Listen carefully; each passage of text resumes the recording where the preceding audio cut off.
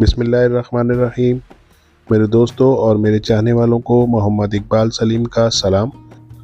दोस्तों, आज मैं मौजूद हूँ सिंध के मारूफ और बरगज़ीदा वलीउल्लाह हज़रत अब्दुल्ला शाह गाज़ी के मज़ार पर। सरज़मीन सिंध इरफ़ान व तसव्वुफ़ का सरचश्मा रही है। बेशुमार बुज़ुर्गान दीन का इससे ताल्लुक़ रहा है। इन बरगज़ीदा शख्सियात ने मुख्तलिफ़ तरीक़ों से इस्लाम की तबलीग की, लोगों के इख़लाक़ व एतवार संवारे और उनके ज़रिए असूलों का प्रचार किया।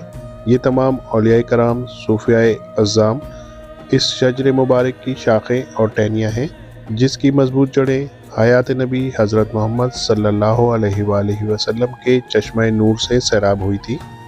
हज़रत अब्दुल्ला शाह गाज़ी रहमतुल्लाह अलैह भी खुदा के ऐसे ही बरगज़ीदा बंदे थे, जिन्हें सिंध के बाशिंदे नहायत मोहब्बत व अक़ीदत से याद करते हैं। हज़रत अब्दुल्ला शाह गाज़ी सन 98 हिजरी में मदीना मुनव्वरा में पैदा हुए। इब्तिदाई तालीम व तरबियत अपने वालिद सैयद मोहम्मद नफ्स ज़किया के ज़ेरे साया हासिल की, जिनका शुमार मुहद्दिसीन में किया जाता है। 138 हिजरी में हज़रत अब्दुल्ला शाह गाज़ी रहमतुल्लाह अलैह इस्लाम की तबलीग के लिए सिंध तशरीफ़ लाए।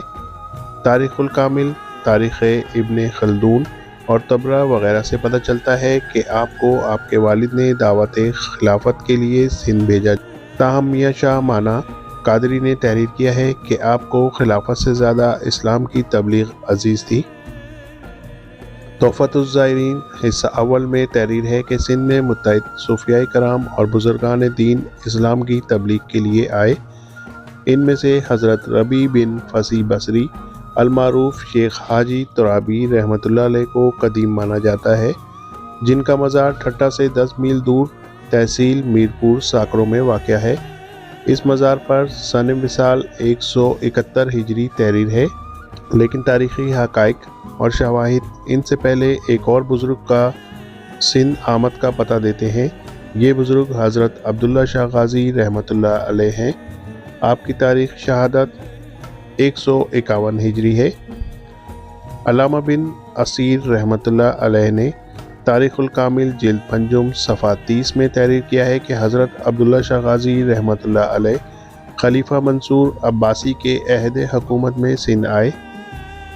मुस्तनद रिवायत से पता चलता है कि आप जिस दौर में सिंध आए, इस वक्त अब्बासियों और अलवियों के दरमियान खिलाफत के मसले पर शदीद कशमकश जारी थी और अहले सादात को जुल्म व सितम का निशाना बनाया जा रहा था। आप ताजिर की हैसियत से सिंध में दाखिल हुए ताकि अब्बासियों के एहलकारों से महफूज रहें।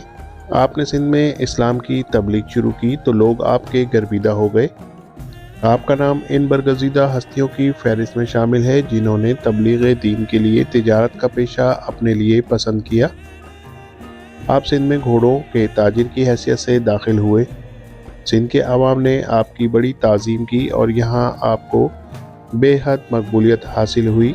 ऐसे में बाज़ हासिदों ने इस वक्त के सिंध के गवर्नर उमर बिन हफ्स से आपकी शिकायत की और इन्हें ये बावर कराने की कोशिश की कि हज़रत अब्दुल्ला शाह गाज़ी का ताल्लुक़ सादात अलविया से है और आपके वालिद ने आपको सिंध में अपनी दावत और खिलाफत के लिए भेजा है।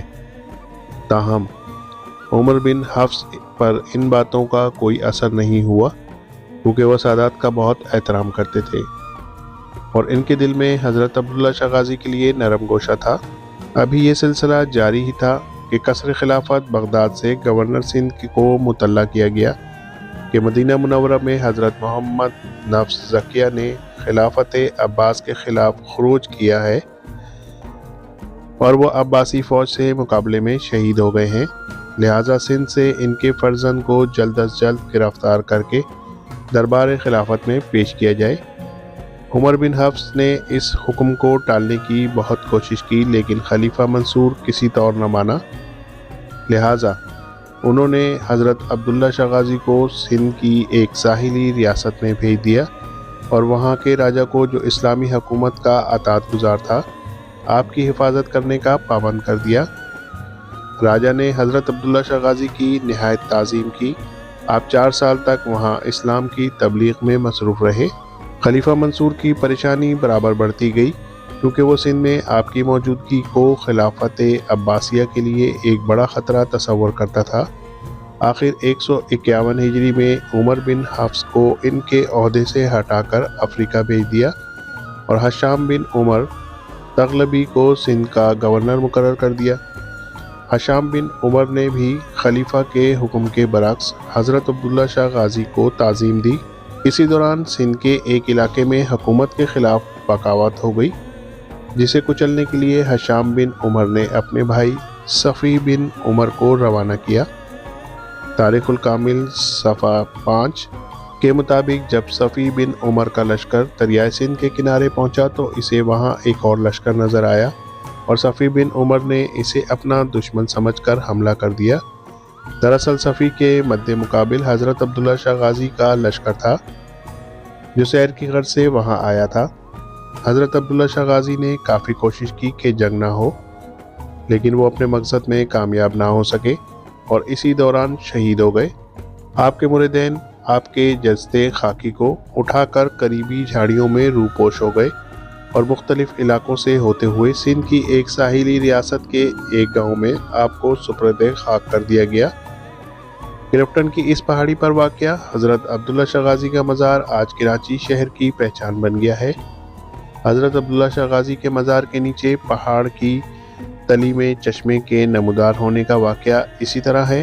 جب آپ کے مریدین پہاڑی کی چوٹی پر آپ کو دفن کر چکے تو وہ اپنے مرشد کو چھوڑ کر کسی دوسری جگہ جانے کے بجائے آپ کی محبت میں مزار کے قریب ہی سکونت پذیر ہو گئے، مگر یہاں دور دور تک میٹھا پانی نہ ہونے کی وجہ سے انہیں سخت تکلیف کا سامنا کرنا پڑا۔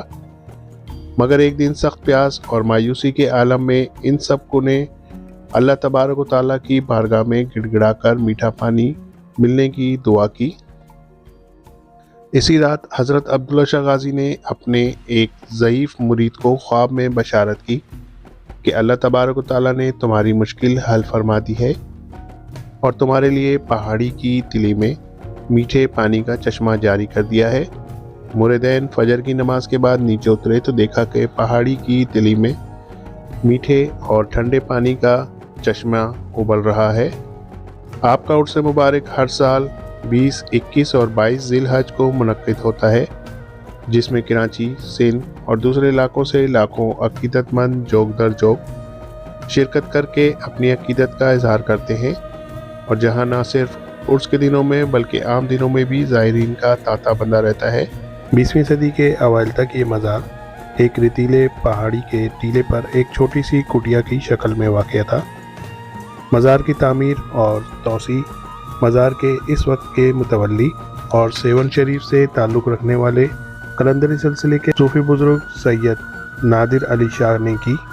مزار کی مشہور عمارت، اس کی سیڑھیاں، جامع مسجد، لنگر خانہ، قوالی، ہال اور مہمان خانہ انہی کی زیر نگرانی تعمیر کیے گئے۔ مزار کا سبز اور سفید دھاری گنبد کراچی کی شناخت بنا۔ یہ مزار ہر فرقے، نسل اور معاشرے کی تمام طبقات سے تعلق رکھنے والے لوگوں کی توجہ کا مرکز ہے۔ لنگر کے 2 وقت مفت کھانا اور قوالی مزار کی سرگرمیوں کا لازمی حصہ قرار پائیں۔ عرصہ دراز تک درگاہ کے انتظامات مرشد نادر علی شاہ کے زیر نگرانی چلتے رہے۔